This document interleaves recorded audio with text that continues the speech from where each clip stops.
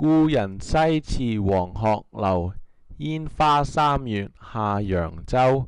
古帆遠影碧空盡，唯見長江天際流。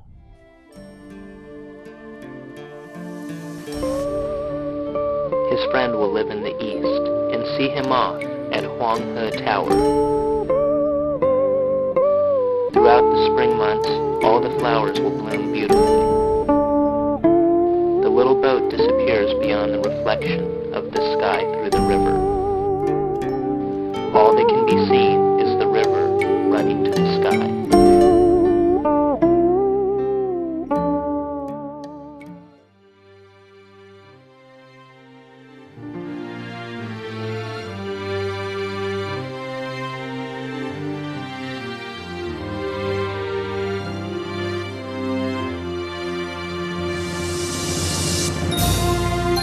They came to America in search of a future away from their small villages, to a land of opportunity.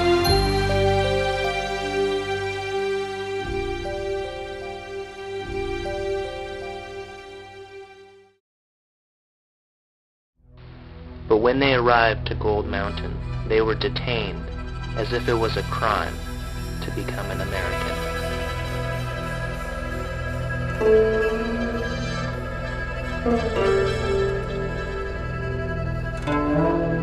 They waited long hours, hoping not to forget who they were, whether or not they'd be legally eligible to call themselves American.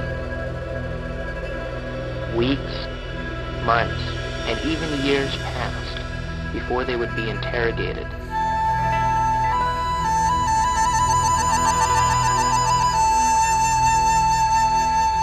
Inscribing their stories within the walls. Many of the detainees would be thrown into dark cells for misbehaving, as if prisoners. Sometimes they would be so depressed they would even take their own lives.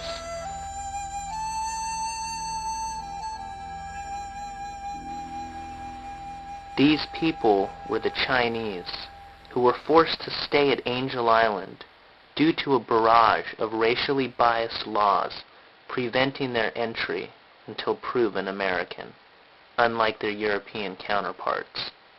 Angel Island is now a place which has turned into a tourist venue, but it is still a constant reminder, telling a story of Chinese becoming American.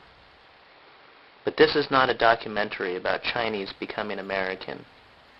It is one about Chinese Americans in search of their roots.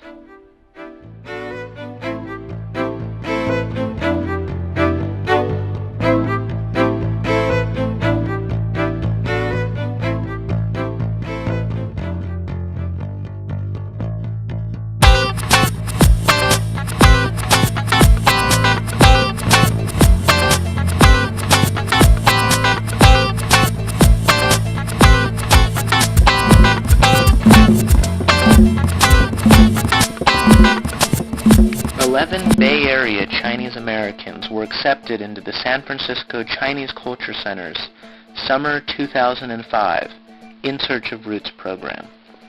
They studied under the renowned Chinese American historian Him Mark Lai and were led by Albert Chang during their journey to China.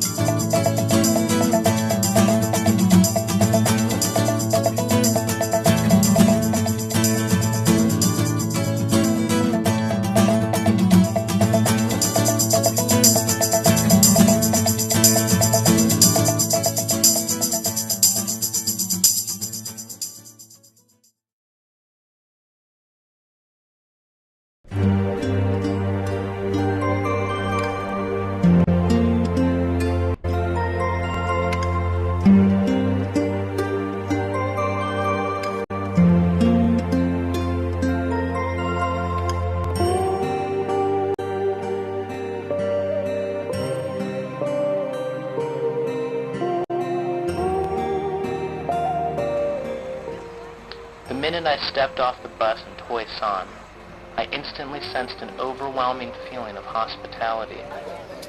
The crowd of people gathered in front of my grandfather's birthplace was quick to welcome me, along with Al, the rest of the rooters, and the reporters that followed close behind. So many questions filled my mind upon arrival, and I found myself at a loss for words. Before I knew it, one of the village elders was leading me down a narrow alleyway, and we stopped before the threshold that led to the room containing the ancestral altar. As we entered, the ancient artifacts lying around, the barely visible writing on the altar, and the unstable ladder leading up to the ancestral tablet made it seem as if that house had remained untouched since my grandfather had left in 1948.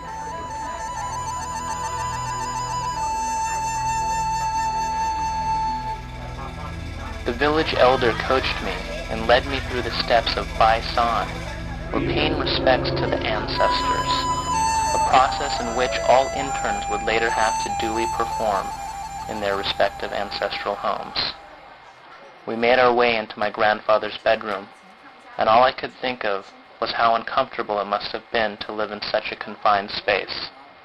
Behind the bed was a chest containing numerous household items, where I found the bowls I would take home as a reminder of the memorable journey. Before leaving, I made my way back to where we first met and took one last look at the seemingly never-ending row of homes and schools that made up my grandfather's village.